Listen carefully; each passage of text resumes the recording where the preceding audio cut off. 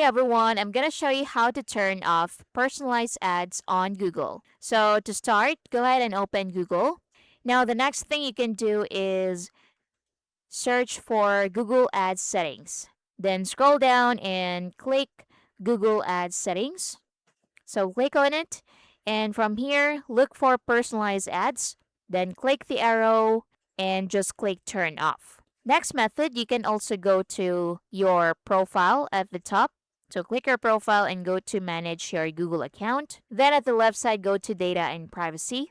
Then scroll down and look for personalized ads. So go to personalized ads and click my ad center. So open my ad center and it will redirect you to this page again. So just click on personalized ads at the top, then turn it off. So click turn off, and that's it. Personalized ads are now off.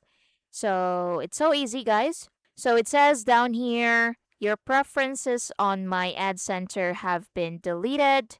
Your Google activity won't be used to personalize your ads. So again, a quick recap, you can just go to Google Ads settings, then click this link right here, then just click personalized ads at the top, then click on turn off. If you want to turn it back on, just go to Google Ads settings and just click personalized ads, then click turn on, and it will be turned on right away.